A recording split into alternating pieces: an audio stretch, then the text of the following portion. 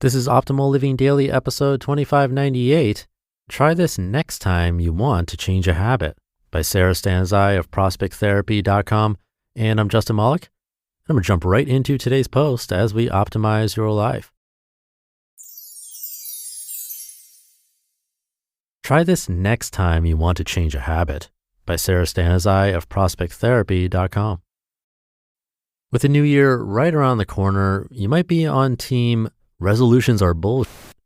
But in case there is a habit or two that you've been wanting to break, here's one trick to help make it easier and more likely that you'll follow through any time of year. We've written before about why your goal setting may not get off the ground, but once you've decided to make a change, it can feel overwhelming to think about. Why is changing habits so hard? One reason why new habits feel daunting is that we worry we will have to change everything in our lives along with it. Who wants to sign up for that? Well, probably you if you're dealing with anxiety and perfectionism and are obsessed with control. I'm looking at you, well-intentioned list makers who inexplicably aren't able to follow through on their overzealous scheduling and expectations. But I digress. Another reason we avoid change is that habits serve some purpose for us. Even if they seem unhealthy or irrational on the surface, there is a reason we engage in them over and over. Routine itself brings comfort. That's why people with anxiety like to rewatch the same movies, because the predictability is reassuring. Aside from habit itself being pleasing to us, the specific behaviors may help us feel distracted, important, needed, useful, carefree, or something else. So there's no need for going cold turkey. I don't want you to set yourself up for failure. It will only reinforce what you think you can't do, and then you'll feel guilty for doing the same old things. Try this. Add the new before you take away the old. For example, if you want to start exercising, well, just start.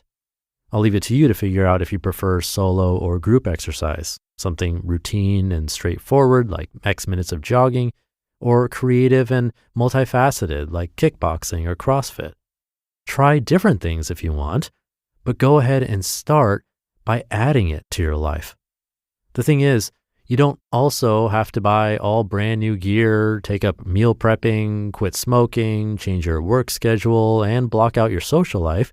You can still be a party animal on Friday night and a gym rat on Saturday morning or afternoon. This can work with basically any habit or behavior you want to change. If your relationship is unfulfilling but you don't want to break up, you don't have to force it one way or the other. Instead, connect with supportive people too, like one coffee or lunch or movie night a month. Maybe your relationship will improve once you're not relying on it to supply all of your happiness. Or maybe spending time with friends will help clarify what you need out of a relationship, and you'll realize that you want it to end.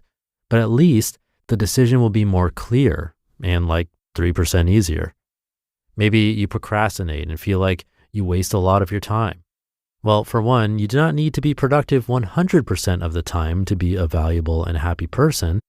But if it's hard to get off the couch every day after work, you don't have to feel guilty about it. You can still binge watch TV or play video games or scroll through social media as much as you want.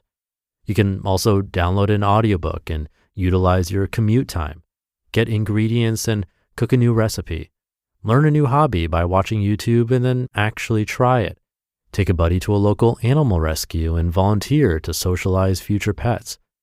Maybe you feel like your food and drink choices are draining your energy. Firstly, you're allowed to eat and drink whatever you want. You don't need to restrict your food choices, and you definitely don't need to overhaul your whole kitchen. But you can literally start by popping a multivitamin and getting yourself a water bottle. Add in non-alcoholic choices next time you go to a party. What causes bad habits in the first place? Well, some of these habits are really just symptoms of underlying issues, like trying to avoid depression and negative feelings, relying on others to define your self-worth, or anxiety about trying to prove your competence. The thing is, you don't have to get to the underlying cause first before you add more enjoyable or healthy habits. You don't have to figure out your before making a fresh start. Otherwise, most of us would never do anything new. Besides, the cause may become clear after you get some perspective anyway. But while we're at it, therapy can be a great addition to your routine. See what I did there?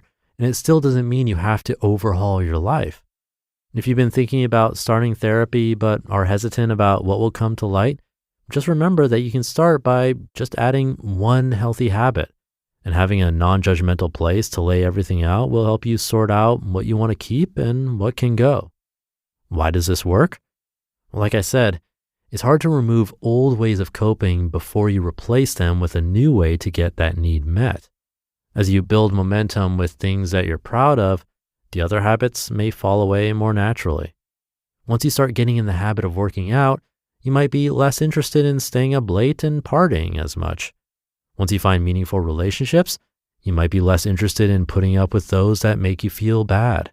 Once you find hobbies you enjoy, you might be more motivated to spend your time in enriching ways. But even if you're not, you're still adding positive things to your life. And that's always a win. You just listened to the post titled, "Try This Next Time You Want to Change a Habit" by Sara Stanizai of prospecttherapy.com. Thank you to Sara. A great tip to remember, and something I definitely believe in from my own personal experience.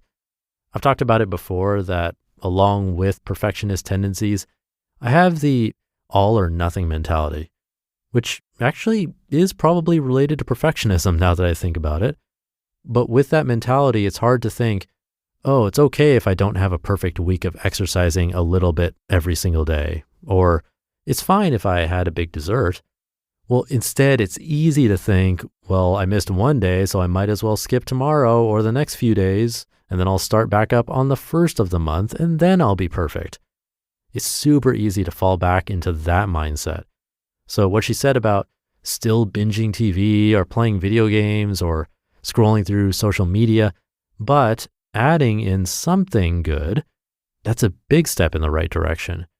Trying to both add something good and remove the bad is going to be much more difficult than just one small addition. So what can you add that's really small today, but that could improve your life even just a little bit? There are plenty of things.